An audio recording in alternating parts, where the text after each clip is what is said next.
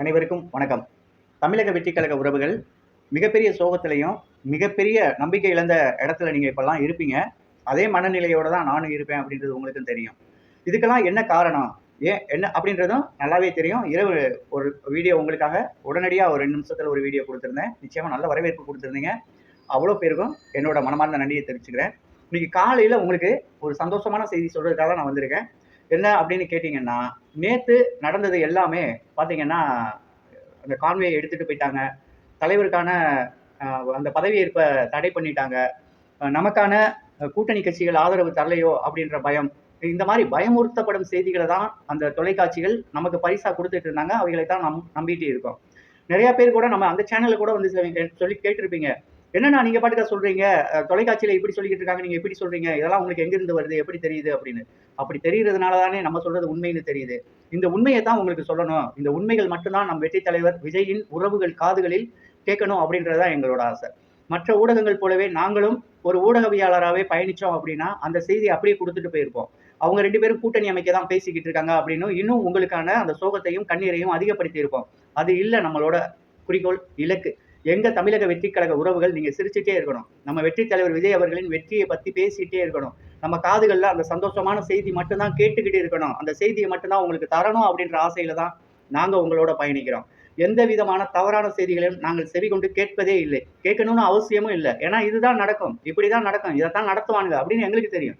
ஏன்னா தமிழக வெற்றிக் கழகத்தை சார்ந்த இன்றைய உறவுகளா இருக்கக்கூடிய முதல் முறை வாக்காளர்களுக்கு அரசியல் தெரிஞ்சிருக்காது. இவங்க என்ன பண்ணுவாங்க அப்படின்னு புரிஞ்சிருக்காது. கிட்டத்தட்ட 30 வருடங்கள் இவர்களோடு பயணித்த எங்களுக்கு முழுவதுமாக ஆதி முதல் அங்கம் வரை நீ தாண்டா செய்வ, இதை தாண்டா செய்ய போற, இங்க தான் கொண்டு வந்து நிப்பாட்டுவ அப்படின்ற வரைக்கும் எங்களுக்கு தெரியும். அந்த தெரிஞ்சதைத்தான் உங்களுக்கு தந்துகிட்டு இருக்கோம். இவ்வளவு பெரிய ஆதரவு தந்த உங்க அனைவருக்கும் என்னோட மீண்டும் ஒரு நன்றியை தெரிவிச்சுட்டு, அந்த இரவு கான்வே பறிக்கப்பட்ட ஒரு நிகழ்வு அப்படின்றது போயிட்டு இருக்குல்ல, அது எவனும் பறிக்கலைங்க. அதெல்லாம் அப்படிலாம் பறிக்க முடியாது. அவர் இன்றைய முதலமைச்சர், நமது முதலமைச்சர். அதுக்கான அங்கீகாரத்தை நேற்றே நமது தமிழக ஆளுநர் கையில கொடுத்துட்டாரு.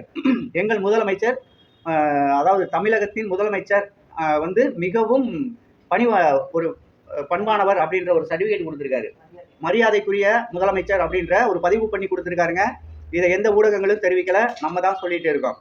அவர் நேற்று என்னை பதவியேற்க அழைங்கள் என்று தன்னோட அழைப்பாணையை கொடுக்கும்போது அவருக்கு நான் அழைக்கும் வரை பொறுத்திருங்கள் அப்படின்ற ஒரு தகவலை சொல்லிட்டு மரியாதைக்குரிய முதலமைச்சர் ஜோசப் விஜய் அப்படின்னு அவர் ஆல்ரெடி சைன் பண்ணிட்டாரு.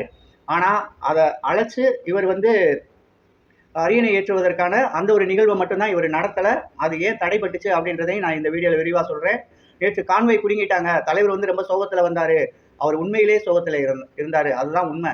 மிகப்பெரிய சோகத்துல இருந்தாரு. என்னன்னா இங்கு நேரு ஸ்டேடியத்துல வந்து பதவியேற்பு விழாவுக்கான மிகப்பெரிய ஒரு கோலாகல கொண்டாட்டம் நடந்துகிட்டு இருக்கு.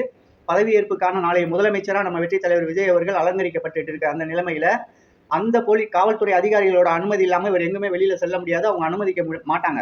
ஏன்னா Y+ இருந்து Z பிரிவுக்கு மாற்றப்பட்டார் நமது தலைவர். அப்ப நம்ம தலைவரோட நண்பரான இவரின் வெற்றிக்கு உறுதுணையாக இருந்த RP சௌத்ரி அவர்களின் மரணம் இவருக்கு பேரிடியா இருந்துச்சு. இவ்வளவு பெரிய சந்தோஷமான செய்தி. நான் முதலமைச்சர் ஆயிட்டேன் ஐயா, அப்பா, மாமா அப்படின்ற ஒரு ஒரு உன்னதமான ஒரு செயலை எடுத்து அவர்கிட்ட கொடுக்கணும் அப்படின்னு ஆசைப்பட்ட நம் தலைவருக்கு அந்த ஒரு நண்பனின் தந்தை மரணம் பேரிடியை கொடுத்தது. அப்பதான் இவர் என்ன நினைக்கிறாரு, நம்ம அதுக்கு போகாம இருந்தா நம் வாழ்க்கையில் இவ்வளவு பெரிய வெற்றிக்கு உதவியா இருந்த நமக்கு தகப்பனுக்கு அடுத்த ஸ்தானத்துல இருந்து நம்ம வெற்றியா பயணிச்ச அவருக்கு கொடுக்குற மரியாதை போயிட்டு போக நினைக்கிறாரு. அங்கு இருந்த அதிகாரிகள், பாதுகாப்பு அதிகாரிகள் தடுக்கிறாங்க. இல்ல நீங்க போகக்கூடாது, நீங்க முதலமைச்சர் ஆகிறதுக்கான எங்களை மீறி நீங்க போகக்கூடாது அப்படின்னு சொல்லும்போது தலைவர் சொல்றாரு, இல்ல நான் கண்டிப்பா இதுக்கு போயே ஆகணும், நான் கடைசியா அவரை நான் பார்த்தே ஆகணும் அப்படின்ற ஒரு முடிவு எடுத்து கிளம்பும்போது அந்த அதிகாரிகள் சொல்றாங்க, அப்படின்னா நீங்க ரைட்டிங்ல கொடுத்துட்டு போங்க அப்படிங்கும்போது தலைவர் கோபத்துல அனைத்து பாதுகாப்புகளும் எனக்கு வேணாம், எனது தமிழக வெற்றி கழக உறவுகளும் எனக்கான பாதுகாப்பில் இருக்கக்கூடிய எங்கள் பாதுகாப்பு படையும் என்னை பார்த்துக்குவாங்க, எனக்கு பாதுகாப்பு என்பது இந்த தமிழ்நாட்டில் இந்த தமிழக மக்கள்கிட்ட இருந்து தனிப்பட்ட முறையில் தேவையில்லை அப்படின்னு உதறி தள்ளிட்டு வண்டி எடுக்கிறாரு. நேரா நம்ம ஜீவா அண்ணா வீட்டுக்கு போறார். அவரின் தந்தை மறைவுக்கு சென்று அங்கு அந்த நிகழ்வெல்லாம் நீங்களே பார்த்துருப்பீங்க. தொலைக்காட்சிகள் அதெல்லாம் உண்மையாக தான் ஒளிபரப்புனாங்க. அதுல எந்த மாற்று கருத்தும் கிடையாது.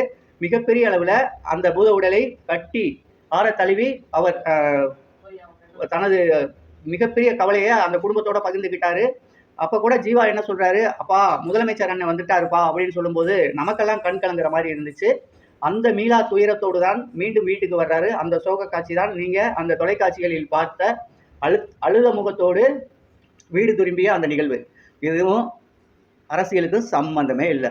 தலைவரை பொறுத்த வரைக்கும் நல்லா தெரிஞ்சுக்கங்க. இன்னைக்கு என்னங்க அடிக்கிறானுங்க அடி? ஆரம்பத்துல முதல் மாநாடுக்கு அப்புறம் ஒரு அடி, அதுக்கப்புறம் அடி, அடி அடி அடின்னு அடிச்சு இன்னைக்கு தலைவனை ஆணி வேரா இறங்கி இந்த தமிழ்நாட்டின் ஆணி வேரே நான் தான்ற இடத்துல ஆழமா பதிஞ்சு நிக்கிற இந்த தலைவரை எந்த சக்தியாலும் அழிக்க முடியாது. நீங்க மனசை தைரியமா வச்சுக்கோங்க. தமிழக வெற்றி கழக உறவுகள் எவன் எந்த செய்தி சேனல் என்ன சொன்னாலும் உங்க காதுலே வாங்காதீங்க. கேட்டுட்டு போயிட்டே இருங்க. உண்மை நிலவரம் அது அல்ல. நேற்று அவர் நமது தமிழ்நாட்டு ஆளுநர் வந்து 118 மெஜாரிட்டி காட்டணும் அப்படின்றத அவர் தெரியப்படுத்தியிருந்தாரு. அவர் ஆளுநராக இருந்தது அதிகப்படியான அனுபவம் இல்லாத ஆளுநர். இப்பதான் முதல் முறையா பதவி பிரமாணம் செய்ய போற ஒரு ஆளுநர். அவருக்கு வந்து நிறைய பேருக்கு பதவி பிரமாணம் செஞ்சு அனுபவம் உள்ள ஒரு ஆளுநர் கிடையாது. சட்டம் என்ன சொல்லியிருக்கின்றது தெரியாது. அது சம்பந்தப்பட்ட நிகழ்வுகளை நம்ம கட்சியில் இருக்க வழக்கறிஞர்களும் இவருக்கு இவ்வளவு சட்டத்தில் இருக்க நுணுக்கங்களையும் சொல்லித் தருவதற்கு டெல்லியில மாண்புமிகு காங்கிரஸ் தலைவர் ஐயா ராகுல் காந்தி அவர்களின் நேரடி மேற்பார்வையில் அங்கிருந்து வழக்கறிஞர்கள் வந்து இவருக்கு நிறைய விஷயங்களை எடுத்து சொல்லி புரிய வச்சதுக்கு பிறகு இன்று அவர் கேரளா செய்யும் நிகழ்வை தள்ளி வச்சிருக்காரு. எந்த நிமிடமும் வெற்றி தலைவர் விஜய் அவர்களை பதவியேற்க வா, நான் காத்திருக்கேன் அப்படின்ற ஒரு அறிவிப்பை கொடுப்பாரு. ரெண்டாவது, இதுக்கு மூல காரணம் நேற்று நடந்த அந்த கையெழுத்து மறுப்பு அப்படிங்கிறது எங்க ஆரம்பிச்சிச்சு அப்படின்னா, மும்மொழி பாடத்திட்டத்தில் கையெழுத்திடுங்கள் அப்படின்ற ஒரு லெட்டர் வந்திருந்தது. எத்தனை பேருக்கு இது தெரியும் தெரியல. நேற்று மதியம் 12 மணிக்கு இந்த தகவல் வந்து தலைமை செயலருக்கு வருது. தலைமைச் செயலர் முதலமைச்சராக வரப்போறவருக்கான தகவலை கேட்கிறாரு. தலைவர் ஒரே வார்த்தையில சொல்லிடுறாங்க, இருமொழி கொள்கை மட்டும்தான் எங்க தமிழ்நாட்டில் இருக்கும். நாங்க எந்த கொள்கையும் மாற்றி எங்களது மாறுபட்ட அந்த திராவிட கொள்கையிலிருந்து விடுபட போறதில்ல அப்படின்றத அவங்க சொல்லிடுறாங்க. அதன் பிறகு இந்த மாதிரியான தடைகள்லாம் இவருக்கு ஏற்படுது. இவ்வளவு தடைகளை பார்த்துட்டோம், இதெல்லாம் ஒரு தடையா நம்ம தலைவருக்கு அப்படின்னு கேட்டுட்டு போயிட்டே இருப்போம் அப்படின்ட்டு தலைவர் அந்த இறுதி மரியாதை நிகழ்வுகளை நடத்துறதுக்காகத்தான் இந்த நிகழ்வை தடை பண்ணாரு. ஒரு துக்க நிகழ்வுக்கு போயிட்டு வந்துட்டா சுபகாரியம் நடத்தணும் அப்படின்ற ஒன்று இருக்கும். அது உங்களுக்கு நல்லாவே தெரியும். இன்று நாளை மறுநாள் நிச்சயமாக வெற்றி தலைவர் விஜய் அவர்கள் முதலமைச்சராக பதவியேற்பார். இவருக்கு தேவையான அனைத்து இவருக்கு தேவைப்படும் அவ்வளவு வேட்பாளர்களோட உறவுகளும் நல்லாவே இருக்காங்க. இவர்களுக்கான ஆதரவை நிறைய பேர் கொடுத்துருக்காங்க.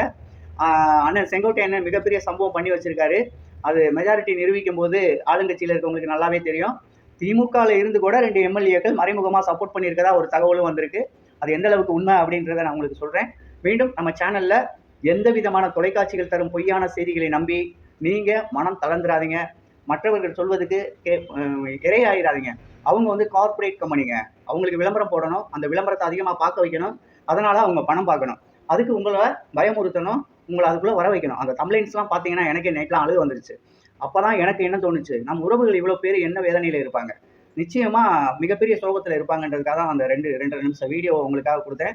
நிச்சயமாக அடுத்தடுத்த வீடியோக்களில் உண்மையான நிகழ்வுகளோட அந்த சேனலில் எந்த அளவுக்கு 100% உண்மைத்தன்மை இருந்ததோ அதே உண்மைத்தன்மையோட வெற்றி தலைவர் விஜய்க்கான உண்மையான சேனலாக உங்கள் கூட பயணிப்போம்.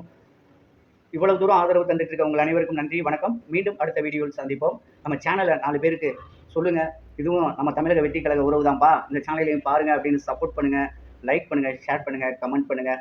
எனது வீடியோவில் உங்ககிட்ட நான் சொன்னதில் ஏதேனும் சந்தேகம் இருந்தால் கமெண்ட் பாக்ஸில் கேளுங்க, பதில் சொல்கிறேன். நன்றி, வணக்கம்.